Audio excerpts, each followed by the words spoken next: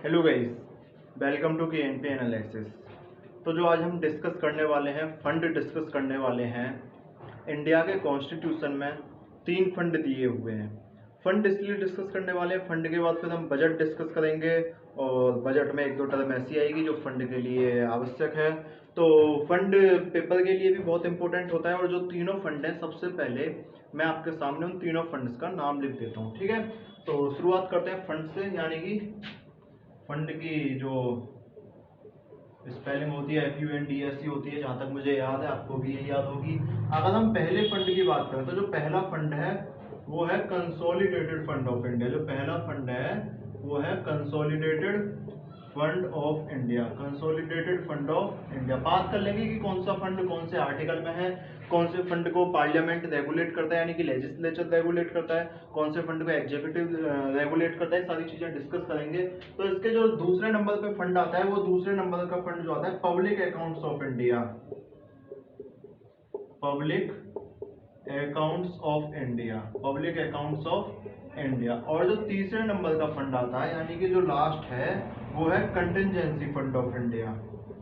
Contingency fund of India, contingency fund of India. ये 3 type के जो फंड हैं हमारे कॉन्स्टिट्यूशन में दिए हुए हैं। सबसे पहली बात, हमारे कॉन्स्टिट्यूशन में तीनों टाइप के फंड्स के बारे में दिया हुआ है, ठीक है। इस चीज को याद कर लीजिएगा, यानी कि कॉन्स्टिट्यूशन में तीनों फंड हैं। कौन कौन से आर्टिकल में है उस चीज को भी डिस्कस कर लेते हैं हम।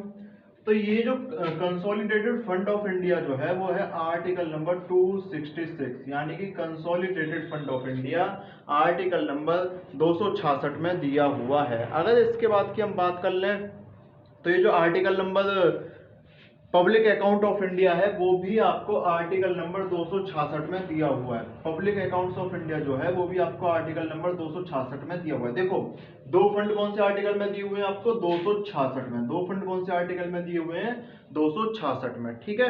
और जो लास्ट वाला फंड है पब्लिक अकाउंट्स ऑफ इंडिया, वो आपको दिया हुआ है आर्टिकल नंबर 267। आर्टिकल नंबर 267 में आपको दिया हुआ है। आर्टिकल नंबर 267 में कौन सा फंड दिया हुआ है आपको? Contingency fund of India. Article 266 में दो फंड दिए हुए हैं, कंसोलिडेटेड फंड ऑफ इंडिया और पब्लिक अकाउंट्स ऑफ इंडिया, ठीक है। यानी कि आर्टिकल नंबर 266 और आर्टिकल नंबर 267 में दिए हुए हैं। 2 बार है, यानी कि 6 2 बार है, उसके आगे 2 लगा दो। 6 2 बार, उसके आगे 2 लगा दो, 266। और 267 उससे अगला लास्ट वाला हो ही जाएगा। एक और चीज समझ लो, ये जो कंसोलिडेटेड फंड ऑफ इंडिया, इसे रेगुलेट कौन करेगा? यानी कि ये किसके खाते, वही खाते में जाएगा कि भाई चलो इसे तुम चला लो। कंसोलिडेटेड फंड ऑफ इंडिया का पैसा किसके पास रहेगा? अभी हम ये भी डिस्कस कर लेंगे, इसमें पैसा कहां से आता है, कौन कौन सा पैसा आता है, ये सारी चीजें अभी हम डिस्कस कर लेंगे। तो मैं जो बोल रहा हूँ कि कंसोलिडेटेड फंड ऑफ इंडिया को रेगुलेट कौन करता है, तो इसे जो रेगुलेट करता है वो करते हैं लेजिस्लेचर। लेजिस्लेचर, इसे कौन रेगुलेट करता है?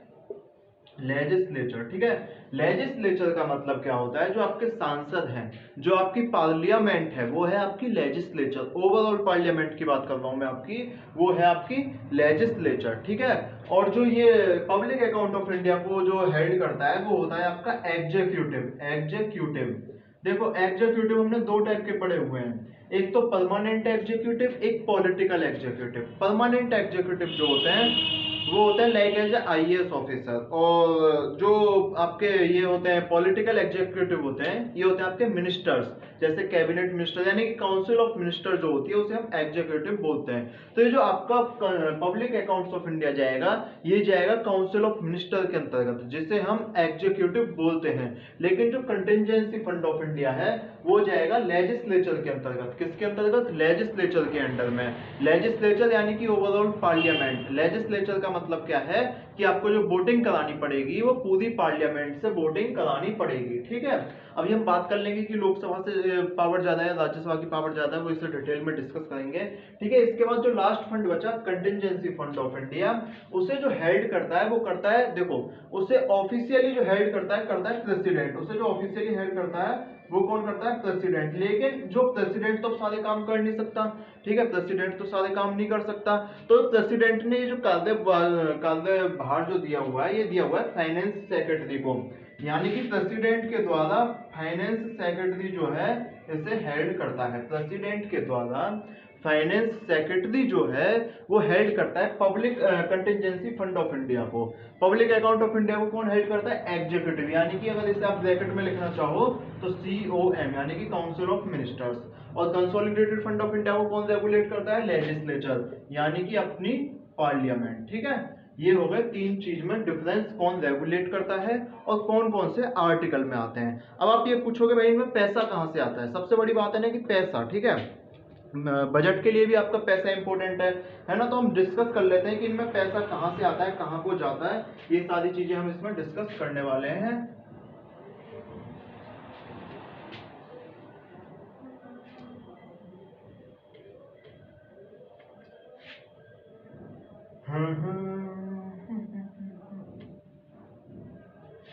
हाँ जी, हम क्या क्या डिस्कस करने वाले हैं? Consolidated fund of India, contingency fund of India, public accounts of India. इसे मान लीजिएगा कंसोलिडेटेड फंड ऑफ इंडिया। कौन सा है ये?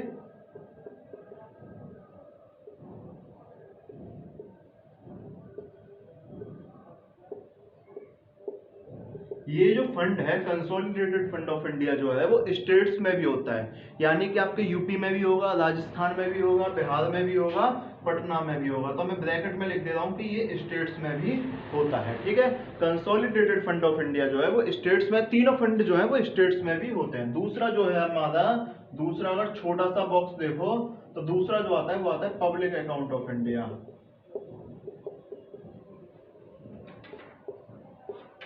Public accounts of India. और एक तीसरा आता है जो सबसे छोटा होता है और जिसका नाम दिया हुआ है कंटिजेंसी फंड ऑफ इंडिया।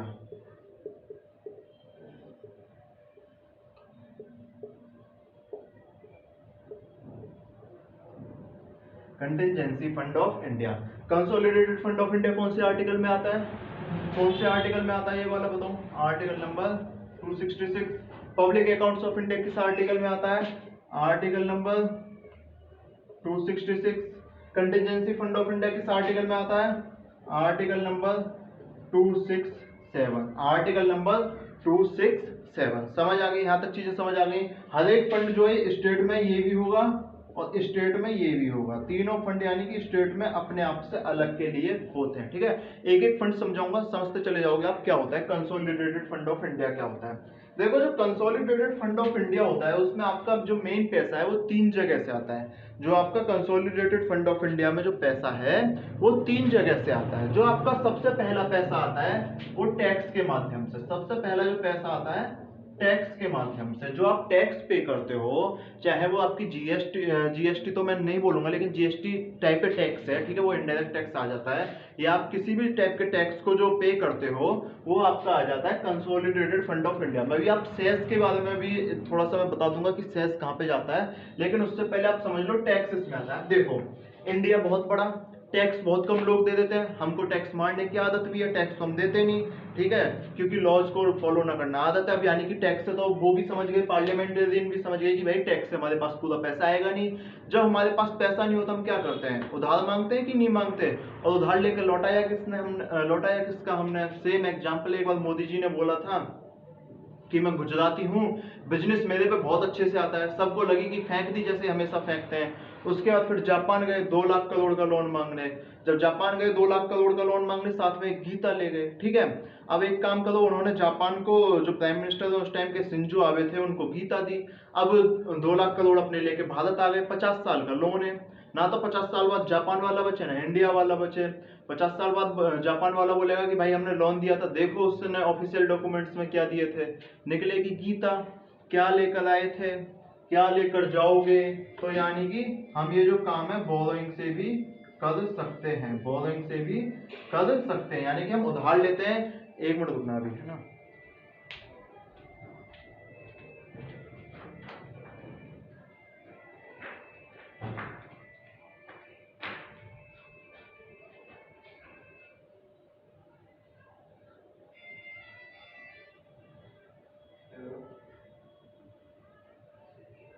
गाड़ी में दूसरा नंबर है। नहीं, हमारे को 96 277 98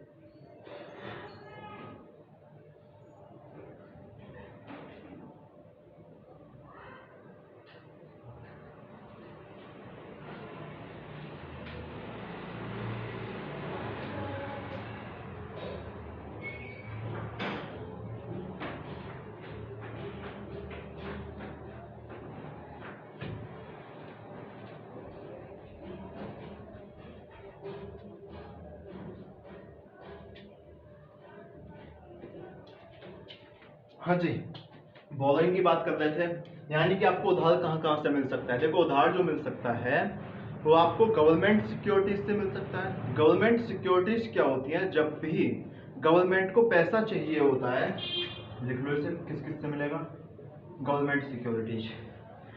गवर्नमेंट सिक्योरिटीज क्या होती हैं, जब भी गवर्नमेंट को पैसा चाहिए होता है, गवर्नमेंट को लगता है कि भाई हमारे पास पैसा कम है, आरबीआई यानी कि रिजर्व बैंक ऑफ इंडिया से वो बोलते हैं कि आप हमें इतना लोन दे दो। अब रिजर्व बैंक ऑफ इंडिया बेशक इंडिया का बैंक है, लेकिन उसे गवर्नमेंट पे भरोसा नहीं है।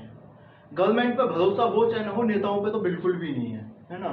तो वो उनसे बोलते हैं कि आप हमें एक ऐसा डॉक्यूमेंट्स दो, आपकी सरकार कल को गिर गई तो हम क्या कर लेंगे, है ना, हमें तो अगली सरकार से भी लोन वापस चाहिए। तो आप हमें एक ऑफिशियल डॉक्यूमेंट दे दो कि हम आपको इतना लोन दे दें, रिटर्न में दे दो। तो क्या करते हैं, गवर्नमेंट ऑफ इंडिया जो है वो उनको रिटर्न में देती है कि आप हमें इतने दिन के लिए इतना लोन दे दीजिए। अगर आरबीआई के पास पैसा है तो वो उस पैसे को दे देगी, पैसा नहीं है तो वो नए नोट छाप के गवर्नमेंट को दे देती है। और वो जो उन्होंने रिटर्न में डॉक्यूमेंट दिया हुआ है उससे हम बोलते हैं गवर्नमेंट सिक्योरिटीज, और जो उसकी शॉर्ट फॉर्म होती है वो जीसैक होती है। अब उसके बाद गवर्नमेंट सिक्योरिटी जो पब्लिक में, आरबीआई पब्लिक में बेच देती है और पब्लिक से पैसा ले लेती है। तो वो ऐसे गवर्नमेंट सिक्योरिटीज घूमती रहती हैं, और जब गवर्नमेंट सिक्योरिटीज गवर्नमेंट वापस पैसा करती है तो वो गवर्नमेंट सिक्योरिटी जिसके पास होती है उस बंदे को पैसा वापस मिल जाता है। तो मतलब गवर्नमेंट सिक्योरिटीज ये था कि एक रिटन डॉक्यूमेंट होता है जो आरबीआई को गवर्नमेंट ऑफ इंडिया द्वारा दिया जाता है कि भाई आप हमको इतना पैसा दे दो, ठीक है। जीसैक से ले लेंगे, वेज मीन एंड एडवांस से ले लेगी। वेज मीन एंड एडवांस का मतलब क्या है, आपको आईएमएफ से लोन लेना है, आपको वर्ल्ड बैंक से लोन लेना है, आपको एआईआईबी से लोन लेना है, आपको एनडीबी से लोन लेना है। यानी कि अगर आपको किसी भी इंटरनेशनल माध्यम से या नेशनल में आप कुछ बोली टाइप के लगा के लोन लेते हो तो उसे हम वेज एंड मीन्स एडवांस बोल देते हैं, ठीक है।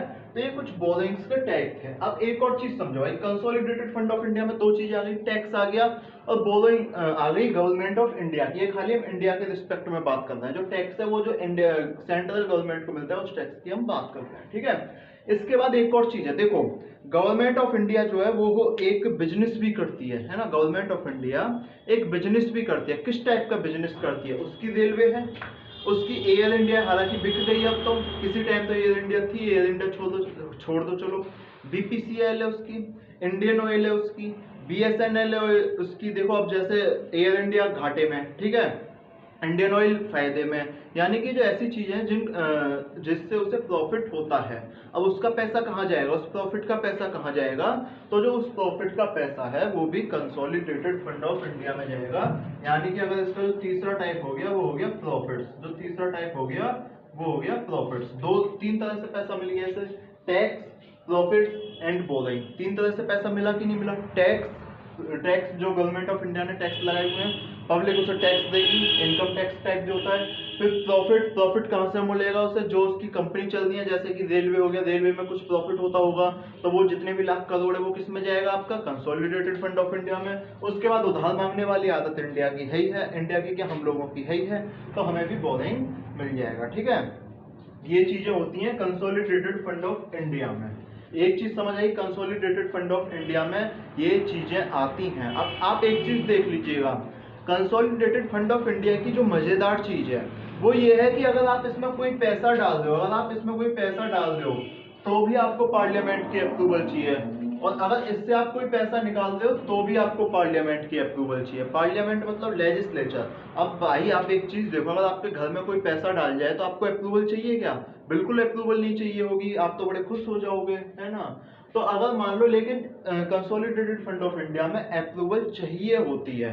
इसमें अगर आपको कोई पैसा कंसोलिडेटेड फंड ऑफ इंडिया में डालना है जो आर्टिकल नंबर 266 में है, तो उसमें आपको क्या चाहिएगी, पार्लियामेंट्री अप्रूवल, और निकालने के लिए भी क्या चाहिए आपको, पार्लियामेंट्री अप्रूवल। दो चीज चाहिए आपको, पार्लियामेंट्री अप्रूवल। समझे ये चीज, नहीं समझे, कंसोलिडेटेड फंड ऑफ इंडिया समझ में आ गया, यानी कि आपको पार्लियामेंट्री अप्रूवल बार बार चाहिए, ठीक है।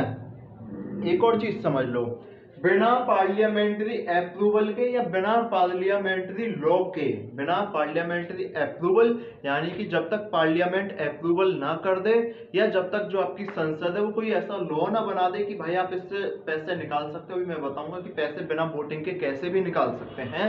इसमें वोटिंग होती है, इसमें कंसोलिडेटेड फंड ऑफ इंडिया में वोटिंग होती है। अगर आपको पैसा देना है तो भी, पैसा निकालना है तो भी, लेकिन एक कंडीशन में वोटिंग नहीं होती और उसे हम बोलते हैं चार्ज्ड एक्सपेंडिचर।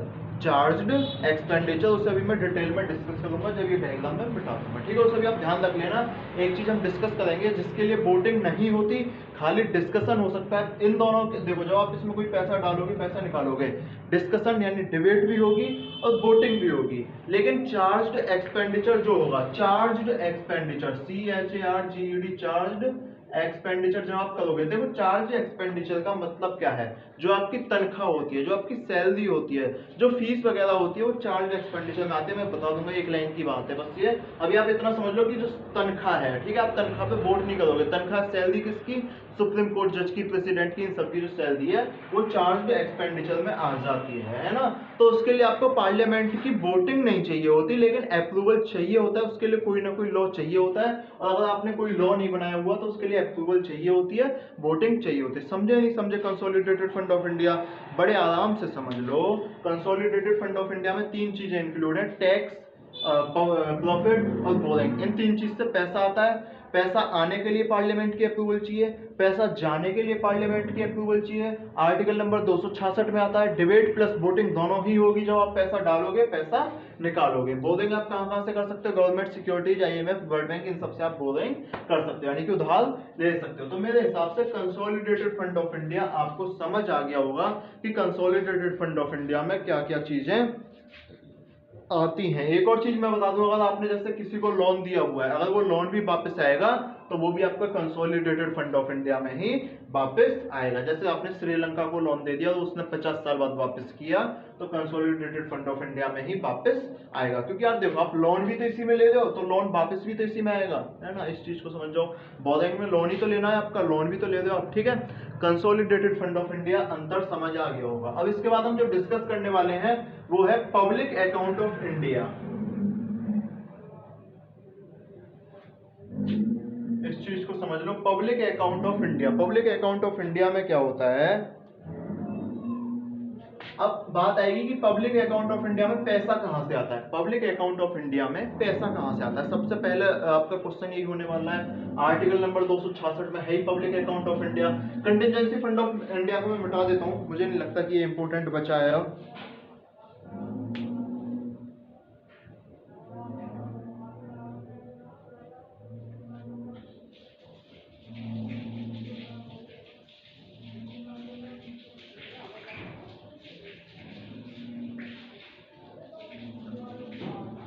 एक लाइन में पहले चार्ज एक्सपेंडिचर समझ लो। पब्लिक अकाउंट ऑफ इंडिया तो मैं बता दूंगा, चार्ज एक्सपेंडिचर समझ लो।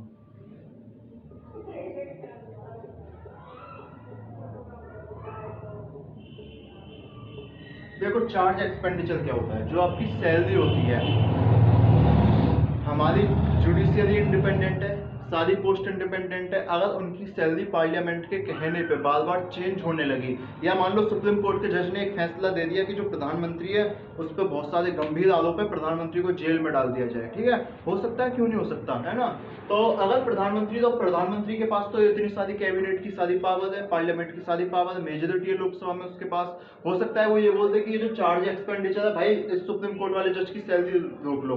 ऐसा हो सकता है कि नहीं हो सकता। तो यानी कि इंडिपेंडेंसी बनाने के लिए, इंडिपेंडेंसी रखने के लिए कुछ चीजें ऐसी हैं जो सैलरी है, यानी कि जैसे सैलरी हो गई, सुप्रीम कोर्ट जजेस की, हाई कोर्ट जजेस की, सैलरी होगी प्रेसिडेंट की। मान लो प्रेसिडेंट ने किसी बिल पे साइन नहीं किया तो प्राइम मिनिस्टर बोले कि भाई इसकी सैलरी रोक लो, ठीक है। और उसके बाद आपकी जैसे मानने आप जुडिशियरी ने आप पे कोई चार्ज लगा दिया, बोला कि 50,000 रुपये आपने जुर्माना लगाया है। अब आप वो जो जुर्माना ना दो, जुर्माने को क्या बोलते हैं इंग्लिश में, क्या बोलते हैं जुर्माने को, पता नहीं, जो भी है ना, फीस जो होती है, ठीक है, फीस जो होती है ना, यानी कि जो सुप्रीम कोर्ट, जो जुडिशियरी की फीस होगी वो, ठीक है, जो जुडिशियरी की फीस होगी वो बाकी कोई भी अगर नया ऐसा खर्चा है जो आपको देना ही देना है, ठीक है, यानी कि जो भी पार्लियामेंट डिसाइड कर दे, लास्ट में जो भी पार्लियामेंट डिसाइड कर दे कि चार्ज एक्सपेंडिचर में आएंगे, तो इस टाइप के जो खर्चे होते हैं जो आपको इन पे आपको वोट नहीं करनी होती हर एक बार, ये आपको हर एक महीने देने, यहाँ तक कि कुछ चीजें तो ऐसे जो हर एक महीने देनी पड़ेंगी, तो इन पे आप वोट नहीं करते, इनके लिए पहले से लॉ बन जाता है कि आप इस कंसोलिडेटेड फंड ऑफ इंडिया में से इस पैसे को चुपचाप निकाल लीजिएगा, हमसे बार बार पूछने की जरूरत नहीं है। तो ये होता है चार्ज एक्सपेंडिचर, ठीक है, इसमें ये इंपॉर्टेंट था।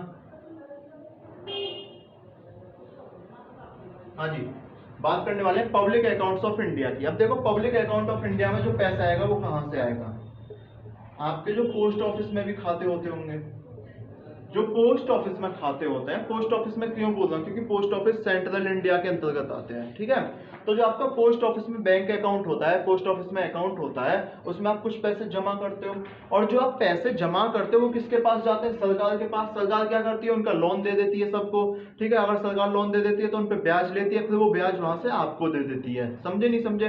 मान लो आपने पोस्ट ऑफिस से रुपए जमा किए पोस्ट ऑफिस में, पोस्ट ऑफिस से वो रुपए गए सरकार के पास, गवर्नमेंट ऑफ इंडिया के पास, गवर्नमेंट ऑफ इंडिया ने वही पैसे किसी को 8% ब्याज पे दे दिए कि भाई तुम इस पैसे को 8% ब्याज पे ले लो, उसने वो पैसे वापस किए 8% ब्याज से और तुमको 4% ब्याज वापस दे दी, तो गवर्नमेंट ऑफ इंडिया का प्रॉफिट कितना हुआ, 4% का। यानी कि ये जो ऐसी चीजें होती हैं जहां से गवर्नमेंट ऑफ इंडिया प्रॉफिट कमाती है, यानी कि पोस्ट ऑफिस हो गया, आपके सेविंग अकाउंट हो गए, बैंक अकाउंट जो होते हैं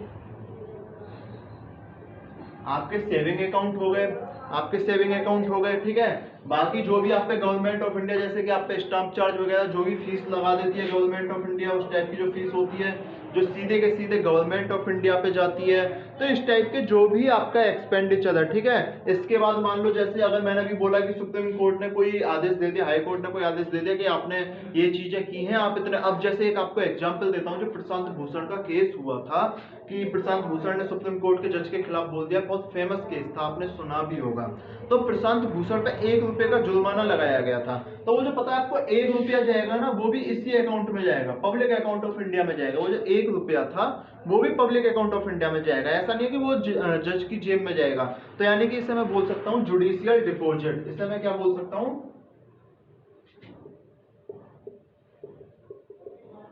जुडिशियल डिपॉजिट। तो इस टाइप की जो चीजें होती हैं, post office, saving account, fees, judicial deposit, ये सारा जो पैसा जाता है वो किसके अंतर्गत में जाता है, पब्लिक अकाउंट ऑफ इंडिया। कहाँ जाता है वो, पब्लिक अकाउंट ऑफ इंडिया में, ठीक है। पार्लियामेंट अप्रूव तो करता ही करता है कि भाई हमारे इस अकाउंट में कौन सा पैसा आना चाहिए, कौन बताता है, पार्लियामेंट ही बताता है। लेकिन मैंने क्या बोला था, ये जो पब्लिक अकाउंट ऑफ इंडिया किसके अंतर्गत है, ये मैंने बोला था आपसे एग्जीक्यूटिव के अंतर्गत है। किसके अंतर्गत है, ये एग्जीक्यूटिव के अंतर्गत है, यही बोला था। तो इस पैसे को निकालने के लिए आपको पार्लियामेंट्री अप्रूवल नहीं चाहिए, इस चीज को समझ लो। इसके पैसे को निकालने के लिए आपको पार्लियामेंट्री अप्रूवल जो है वो नहीं चाहिए, इस पैसे को निकालने के लिए आपको पार्लियामेंट्री अप्रूवल नहीं चाहिए, इस चीज को याद कर लेना। यही इसमें जो मेन चीज है वो सबसे बड़ी चीज यही थी, ठीक है। पब्लिक अकाउंट ऑफ इंडिया समझ आ गया, पैसा कहां से आया, पोस्ट ऑफिस से, सेविंग अकाउंट से, फीस से, जुडिशियल डिपॉजिट से, एग्जीक्यूटिव से हेड करता है ना कि लेजिस्लेचर, सीओएम, यानी कि एग्जीक्यूटिव को सीओएम बोलते हैं आर्टिकल नंबर 266 में। और पार्लियामेंट से पैसा निकालने के लिए आपको परमिशन नहीं चाहिए, ये इसकी पब्लिक अकाउंट ऑफ इंडिया की खासियत है। स्टेट में भी ये, यानी कि यूपी, बिहार, राजस्थान में भी ये होता है, ठीक है। लास्ट बचा कंटिजेंसी फंड ऑफ इंडिया। अब आप एक चीज समझो कि आपके घर में बिजनेस थी, ठीक है, आपके घर में थी बहुत बड़ी बिजनेस, और उसका जो टर्नओवर था वो था 1500 करोड़ का। टर्नओवर कितने का, टर्नओवर मतलब साल में 1 महीने का आना जाना 1500 करोड़ का। बिजनेस गई डूब, बिजनेस गई डूब, ठीक है। 1500 करोड़ के करोड़ आपके मर गए, आपकी जो संपत्ति थी वो भी बिकी सारी, लोन आपने इतना ले लिया था, यानी कि अब आपके पास कुछ नहीं बचा, अब आपके पास कुछ नहीं बचा। अब आप गए हो किसी घर में किराए पे रहने, घर में गए हो, आपको किसी में किराए पे रहना है, घर में किराए पे रहना है। अब आप एक चीज बताओ, उसके पैसे कहाँ से चुकाओगे, अभी आपकी नौकरी लगी नहीं है।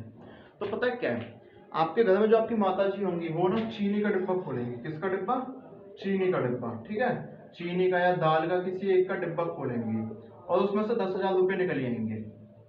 तो वो जो 10,000 रुपए निकलेंगे, जो अचानक से आपको पता भी नहीं था कि ये रुपए हमारे पास हैं, वो रुपए इस समय इमरजेंसी में जो काम आएंगे, यानी कि इमरजेंसी में काम आने वाले रुपए जो पता भी नहीं था आपके पास हैं, उसे क्या बोलते हैं हम? Contingency fund of India. समझे नहीं समझे? अगर मान लो इंडिया के ऊपर कोई अचानक इमरजेंसी आ जाए, जैसे कि कोरोना टाइप, और उसमें उसे अचानक रुपए चाहिए नहीं लगे, तो वो जो रुपए आएंगे उसके पास, वो होगा contingency fund of India. Article कौन से में कंटिजेंसी फंड ऑफ इंडिया? हाँ, आर्टिकल नंबर 267 में, आर्टिकल नंबर 267 में कंटिजेंसी फंड ऑफ इंडिया। अब बात ये आएगी कि इसमें पैसे आएंगे कहाँ से? यहाँ तो इंदिरा गांधी थोड़े ना पैसे देने आएगी, है ना? तो पैसे आएंगे कहाँ से? तो जो यहाँ पे हमने consolidated fund of India discuss किया था, consolidated fund of India, president साहब बोलेंगे इसमें, इसे हेल्ड कौन करता है? प्रेसिडेंट। प्रेसिडेंट साहब बोलेंगे कि भाई इतना रुपया आप कंटिजेंसी फंड ऑफ इंडिया में दे दो, और वो रुपया जो है वो कंटिजेंसी फंड ऑफ इंडिया में चला जाएगा। ठीक है, तो इसे कौन ऑपरेट करता है? प्रेसिडेंट। इसे कौन ऑपरेट करता है? प्रेसिडेंट। अब लेकिन मैंने पहले बोला था प्रेसिडेंट सारा काम नहीं कर सकता, तो इसे जो ऑपरेट करता है वो होता है फाइनेंस सेक्रेटरी। फाइनेंस सेक्रेटरी, और ब्रैकेट में लिख लीजिएगा under president. Under president. Main head कौन करता है? Finance secretary. और इसे क्या बोलते हैं? एग्जीक्यूटिव। इसे क्या बोलते हैं? प्रेसिडेंट जो है वो एग्जीक्यूटिव का हिस्सा है, यानी कि इसे कौन हेड करता है? एग्जीक्यूटिव हेड करती है। फिर एग्जीक्यूटिव के बाद इसे प्रेसिडेंट के अंतर्गत आती है, प्रेसिडेंट भी उस काम को दे देता है फाइनेंस सेक्रेटरी को। पैसा कहां से आता है इसमें?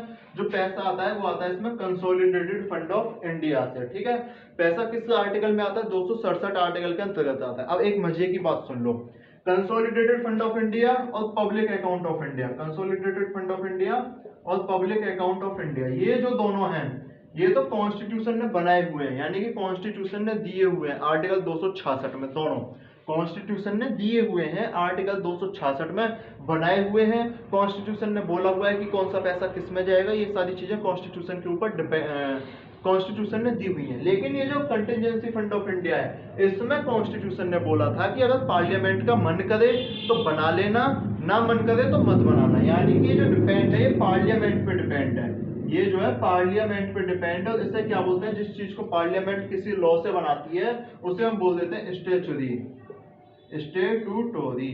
स्टेटूटोरी ये जो ऑफिस है स्टेटूटोरी ऑफिस है, यानी कि इसे पार्लियामेंट ने अपने लॉ से बनाया है। कॉन्स्टिट्यूशन ऑफ इंडिया ने खाली इसका जिक्र किया था कि कोई ऐसा फंड होता है, इस नाम का फंड होता है, लेकिन उसमें पार्लियामेंट की मर्जी है कि वो कहाँ पैसा मंगाए, कैसे पैसा मंगाए, उसे कौन हेड करेगा? प्रेसिडेंट करेगा कि प्राइम मिनिस्टर करेगा कि एग्जीक्यूटिव करेगी कि लेजिस्लेचर करेगी? तो वो जो सारा काम किया है वो पार्लियामेंट ने किया है। बाकी CFI यानी कि कंसोलिडेटेड फंड ऑफ इंडिया और पब्लिक अकाउंट ऑफ इंडिया में जो काम किया था ये कॉन्स्टिट्यूशन ने किया था। दोनों में अंतर है। जो कंटिजेंसी फंड ऑफ इंडिया है इसमें सारा काम पार्लियामेंट ने, यानी कि ये देखो फंड का बस एक लाइन दे दी उन्होंने कि there shall be a contingency fund of India. ठीक है, ये दे दिया आपको आर्टिकल 267 में। बाकी उन्होंने दे दिया rest will be declared by parliament. अब बाकी पार्लियामेंट बताएगा कि इसे इसका मतलब इसे संभालेगा कौन इस खाते को। ठीक है, प्रेसिडेंट संभालेगा, पार्लियामेंट ने बताया। पार्लियामेंट ने बताया कि प्रेसिडेंट के अंतर्गत फिर फाइनेंस सेक्रेटरी संभालेगा, क्योंकि प्रेसिडेंट के पास टाइम नहीं है। पार्लियामेंट ने बताया कि काम COM का, यानी कि एग्जीक्यूटिव जो है वो प्रेसिडेंट ही एग्जीक्यूटिव होता है। ठीक है, पार्लियामेंट ने बताया कि इसमें जो रुपए आएंगे वो कंसोलिडेटेड फंड ऑफ इंडिया से आएंगे।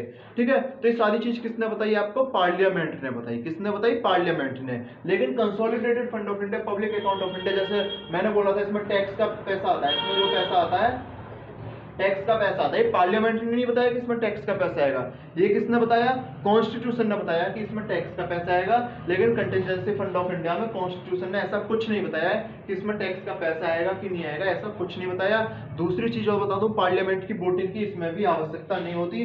भाई इमरजेंसी चल रही है, पार्लियामेंट की वोटिंग थोड़ी ना कराओगे, प्रेसिडेंट के अंडर में क्या वोटिंग करानी है इसकी, है ना? इमरजेंसी में तो पैसा जल्दी से जल्दी चाहिए। ये क्यों है कंटिजेंसी फंड ऑफ इंडिया? इसीलिए तो है कि मान लो कंसोलिडेटेड फंड ऑफ इंडिया में तो आपको वोटिंग करानी पड़ेगी। अगर आप उससे कोई पैसा निकाल दो तो वोटिंग करानी पड़ेगी। जैसा मैंने बोला पार्लियामेंट से पैसा चाहिए आपको आज अभी के अभी। ठीक है, मान लो किसी का एक्सीडेंट हो जाए, पैसा चाहिए आपको तुरंत की तुरंत, तो आप कंटिजेंसी फंड ऑफ इंडिया से प्रेसिडेंट बोलेगा कि भाई मुझे इतने पैसे दे दो, बहुत जरूरत है।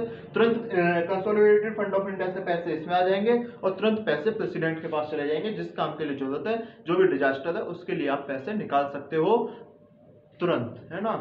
24/7 सर्विस है, ये जो 24/7 सर्विस है। ठीक है, ये सारी सर्विस जो है 24/7, यानी कि 24 घंटे 7 दिन। ठीक है, और इसमें अब एक और चीज बची, लास्ट जो बची है, consolidated fund of India, public account of India.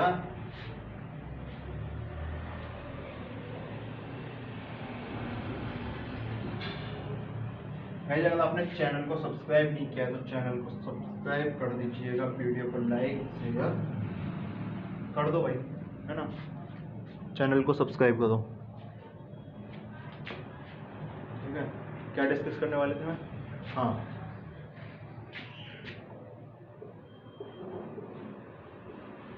Cess. Cess क्या होता है? टैक्स पे टैक्स। ठीक है, टैक्स पे टैक्स, उसे क्या बोलते हैं हम? सेस। समझे नहीं समझे? बता देता हूँ कैसे। मान लो सरकार ने बोला आपसे कि आपने एक बिस्किट का पैकेट खरीदा है, ठीक है, आपने बिस्किट का पैकेट नहीं, आपने कोई कपड़ा खरीदा है और उस कपड़े पे आपको 10 रुपए का टैक्स देना है। उस कपड़े पे आपको 10 रुपए का टैक्स देना है। कपड़ा है आपका 500 रुपए का, कपड़ा है आपका 500 रुपए का, टैक्स देना है जो वो देना है आपको 10 रुपए का। टैक्स कितने रुपए का देना है आपको? 10 रुपए का देना है। लेकिन सरकार बोल रही है कि भाई आप ये जो कपड़ा है इसमें ये चीजें हैं, हमें क्लाइमेट भी बचानी है ना, ये आपने इस चीज से बनाया है कि ये हुआ है वो हुआ है, तो आप ऐसे इस सारी चीजों से निपटने के लिए हमें आप 2 रुपए और दे दो, हमें आप 2 रुपए और दे दो, यानी कि 10% पे जो टैक्स लगा दिया इन्होंने 10 रुपए पे, वो 2 रुपए और लगा दिया। तो ये जो 2 रुपए अलग से टैक्स लगाया गया है, इसका नाम बोल देते हैं हम सेस, यानी कि टैक्स पे tax is known as cess. समझे? अब ये जो रुपया आएगा, अब ये लगाया किसने? लगाया तो गवर्नमेंट ऑफ इंडिया नहीं है, लगाया तो गवर्नमेंट ऑफ इंडिया ने है ये वाला टैक्स। अब ये जो टैक्स जाएगा कहाँ जाएगा? ये जो टैक्स जाएगा कहाँ पे जाएगा? तो ये जो टैक्स जाएगा इसे पार्लियामेंट डिसाइड करेगी, decided by parliament, decided by parliament की ये जो टैक्स है किस फंड में जाएगा, पब्लिक अकाउंट में जाएगा या कंसोलिडेटेड फंड ऑफ इंडिया में जाएगा। डिसाइड कौन करेगा ये चीज? पार्लियामेंट। इस चीज को कौन डिसाइड करेगा? पार्लियामेंट। तो मेरे हिसाब से consolidated fund of India, public account of India सारी समझ में आ गई होगी। इसके बाद हम समरी डिस्कस कर लेते हैं कि क्या क्या था, क्या क्या हमने पढ़ा था। क्या कर लेते हैं? समरी। पहली देखो, पहला क्या था? Consolidated fund of India, article number 266। पैसा कहां से आएगा इसमें? Tax, profit, borrowing, etc. ठीक है, पैसा के लिए अप्रूवल चाहिए पार्लियामेंट का, approval and voting by parliament. Parliament का मतलब क्या है? किसके अंतर्गत है ये? Under legislature,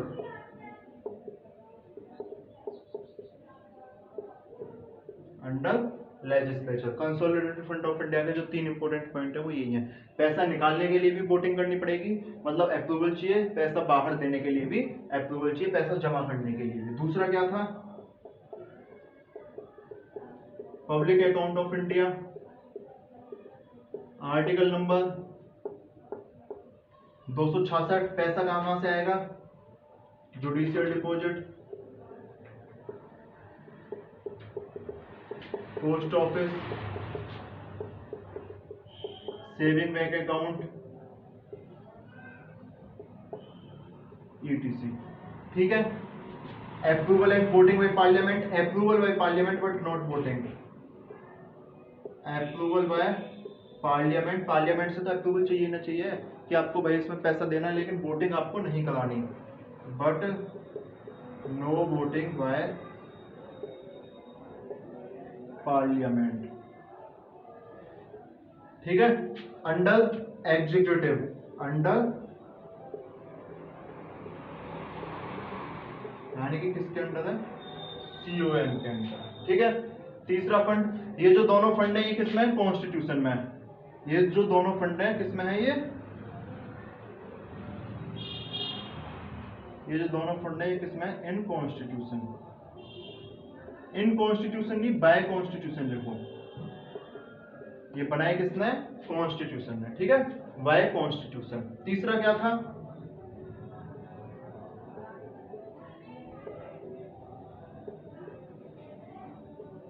contingency fund of India, article number 267। ये क्या है, ये जो है आपका जो एक तरह से डिजास्टर मैनेजमेंट में ये आपकी हेल्प करता है, ठीक है। आपकी किस में हेल्प करता है? हेल्प फॉर इमरजेंसी फंड है ये आपके लिए, ठीक है। संभालता कौन है इसे? Finance secretary. संभालता कौन है? Finance secretary under president, finance secretary under president, और ब्रैकेट में लिख लेना एग्जीक्यूटिव, ब्रैकेट में लिख लेना एग्जीक्यूटिव। और लास्ट ऑप्शन जो है वो ये है no voting, no voting by parliament, no voting by parliament. Consolidated fund of India में एक और चीज लिख लो, approval and voting by parliament, ठीक है। For expenditure made, for only expenditure made, है ना। और जो चार्ज एक्सपेंडिचर है, no voting for charge expenditure. इसमें एक और लाइन अगर मैं ऐड करूं, यहाँ पे एक और लाइन ऐड कर लो, no voting for charge expenditure.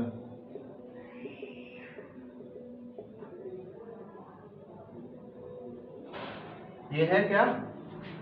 पूरा ब्यौरा तीनों फंड्स का, consolidated fund of India, public account of India, contingency fund of India, ठीक है।